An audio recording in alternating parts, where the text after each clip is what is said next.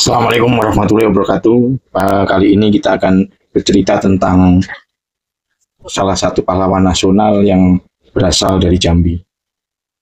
Pahlawan nasional itu bernama Raden Matahir, di mana Raden Matahir ini melawan kolonial Belanda secara gagah berani.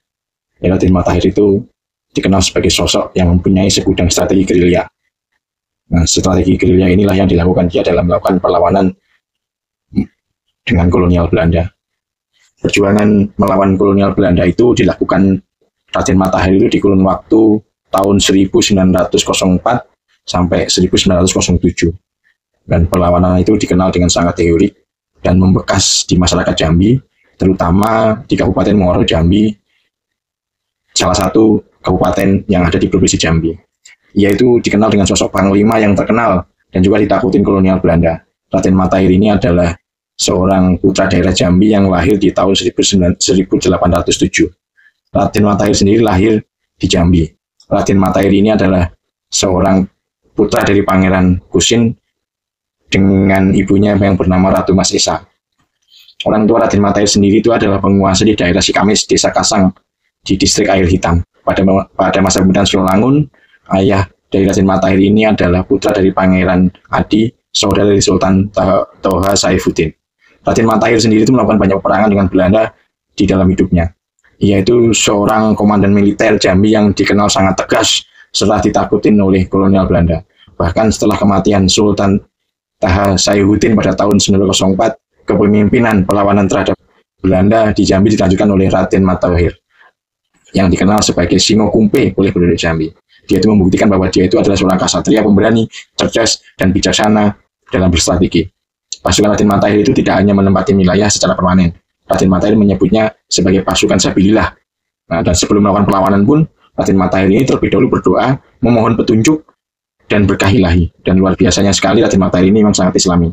Raden Matahir sendiri aktif dalam peperangan melawan Belanda sepanjang hidupnya. Raden Matahir dikenal sebagai prajurit yang sangat ditakuti oleh Belanda dan dikenal sebagai panglima yang mempunyai berbagai taktik perang. Nah, keberhasilan Raden Matahir dalam melawan Belanda itu di berbagai daerah. Disebutkan bahwa dia bisa meliputi daerah Salolangun, Melingin, Bungo, Muaro Jambi, Kumpe, Pematang Lumut, Merun, dan juga Muaro Tambesi. Sejak muda, Raden Matahir ini bergabung dengan mantan panglima perang untuk menyerang Belanda. Sebelum Raden Matahir diangkat menjadi panglima, ia sudah menduduki posisi kepemimpinan. Oleh karena itu, beliau diangkat sebagai Muara Kumpe, sebagai panglima militer yang bekerja di wilayah Muaro Tambesi. Raden Matahir dikenal dengan pasukannya yang tiba-tiba menyerang dan tidak hanya menduduki dalam satu daerah, tetapi juga tidak tinggal permanen di daerah tersebut.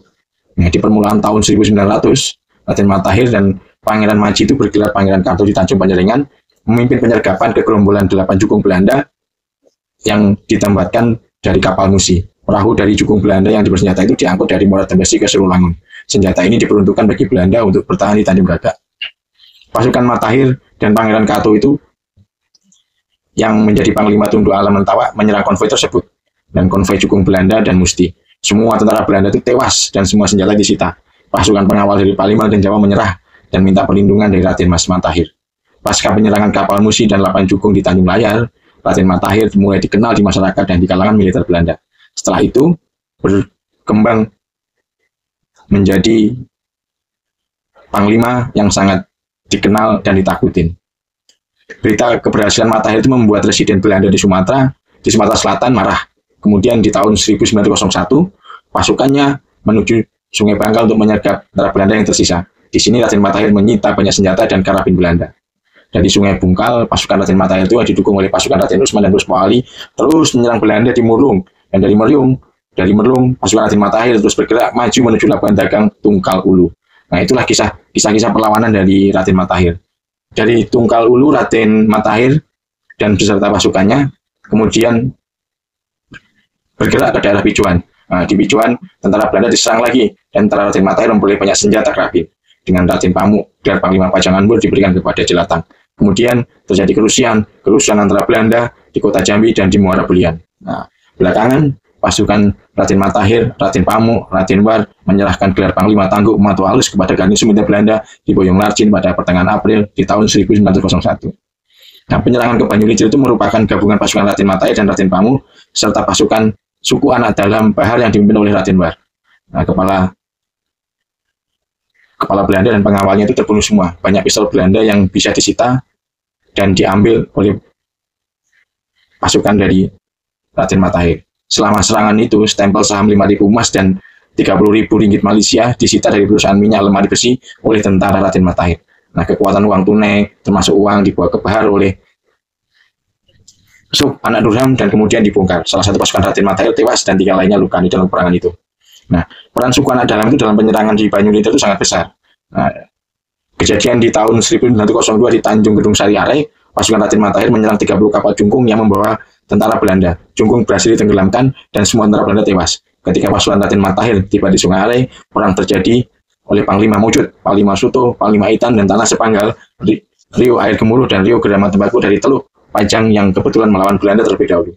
Mayat tentara Belanda itu banyak yang terapung dan membusuk sehingga masyarakat sekitar tidak berani mencuri air minum dari Sungai Batan Tepu. Nah, setelah pertempuran di Sungai Arai, pasukan Leiden Mantaha terus bergerak menuju Jambi untuk menyerang Belanda, khususnya di Muara Kumpe. Peran Kumpe adalah perang yang panjang dari tahun 1890 hingga 1906. Nah, perang ini adalah perang yang panjang dan melelahkan. Raden Matahir terjun ke perang Kumpe di tahun 1902. Artinya, dia menyerang kapal Belanda di Sungai Kumpe. Pasukan Raden Matahir didukung oleh Raden Seman, Raden Pamu, Raden War, kepala desa yang ada di Tinggal, Made Subu Ilir, dan Jambi Kecil. Kapal Belanda yang baru tiba di Palembang tiba-tiba diserang. Keberhasilan ini kabarnya berkat bantuan seorang insinyur mesin kapal yang bernama Wanci, yang menjebol mesin kapal dan membuatnya tidak bisa dioperasikan. Nah, insinyur itu merupakan keturunan Palembang yang peduli pada perjuangan Jambi. Setelah Raden Matahir berhasil menyerang kapal perang Belanda ini, Raden Matahir berhasil meraih gelar sebagai Singo Kumpe. Nah, di awal tahun 1907, beliau itu dan pengikutnya berada di desa Muaru Jambi. Pemimpin di dalam dan sekitar desa Muaru Jambi itu bertemu dengan pengikutnya dan keluarganya dan meminta ia untuk melarikan diri ke Batu Pahat Malaya, Malaysia. Dengan disertai pasukan pengawal dan uang 500 ringgit Malaysia telah disiapkan sebagai bekal Raden Matahir untuk berangkat ke Malaysia. Beberapa keluarga merupakan keturunan Sultan Toha berkumpul sebelum keberangkatan, tetapi Raden Matahir menolak dan tetap berjuang melawan Belanda di Jambi. Nah, setelah itu wafatnya Raden Matahir sendiri itu dijelaskan dari berbagai sumber yang berbeda bahwa mereka, Raden Matahir terutama, dan pasukannya itu dibunuh dan kalah bersama saudaranya dan 5 pengikutnya. Nah, Raden Matahir sendiri itu kabarnya meninggal di Muaro Jambi pada tahun 1907.